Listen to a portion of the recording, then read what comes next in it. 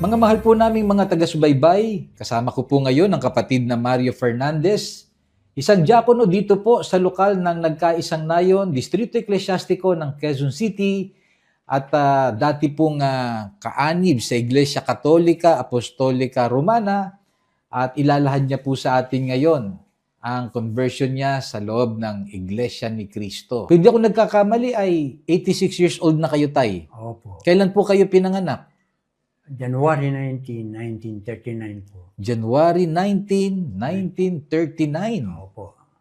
Paano kayo nagsimula sa pagiging Katoliko? Kayo po ba'y nabinyagan sa simbahan? Opo. Opo. Saan pong lugar po yun? Sa Villasar, Sipukot, Camarines Sur po. Paano po ipinamulat sa inyo ng mga magulang po ninyo ang pananampalatayang Katoliko? Niyayaya po nila ako pag magsimba. Ganyan, linggo, ganyan. Dahil nga po, medyo bata ako noon, 5 years old, hindi ko gaano ko, pero kasama nila ako sa pagdalo. Mm-hmm. Yan ang natitiyak ko na pag simba namin, simba nila, sinasama nila ako. Mm-hmm.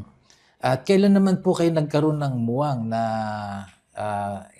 naging daan kaya kayo po ay naging aktibo na sa simbahan? Opo. Nung po, makaraan pa ang mga 2 o 3 taon siguro, napunta po kami ng Bicol. Oo. Sa Sipukot, Camarines Sur.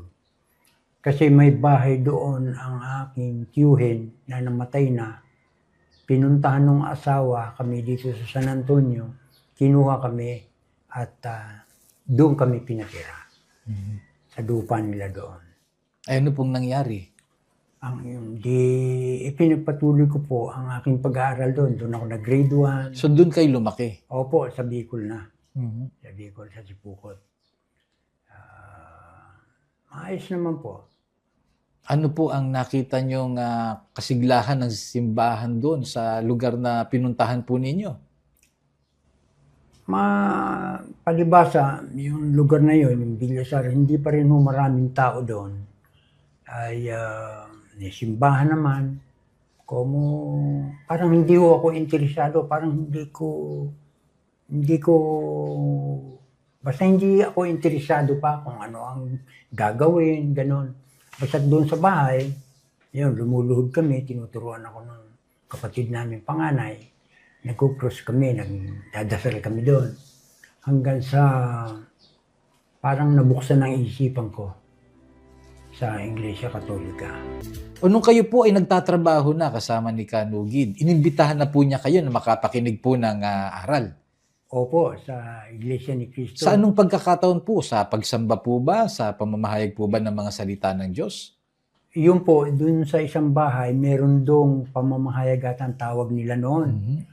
Una, makinig ka lang. Hindi naman kita pinipilit na sumapi sa iglesia. Kaya makinig kang mabuti, tingnan mo. Tingnan mo kung alin ang tama. Yung dati mo o itong Iglesia ni Cristo. So nagpaunlak kayo sa imbitasyon sa inyo? Opo, sabi ko nga, sa loob ko, mapapahiya ang iglesia nito. Kasi nga, ang totoo, ang Katoliko yun ang alam ko, di po ba? Anong partikular na aral po ang narinig nyo nung pagkakataon pong yon? Yung binasa po nung ministro ni kapatid na Aniceto Bunag, doon binasa niya sa Biblia na ang Iglesia ni Cristo ay maliligtas. Siyang maliligtas na pagdating ng araw ng paghuhukom. Ako po, hindi naman ako sanay sa Biblia. Nung marinig ko yun, parang nabago sa aking pandinig. Kaya sabi ko, nagtaas ako ng kamay doon sa ministrong gano'n na maaari po ba mabasa ko yung binabasa ninyo, yung binasa ninyo.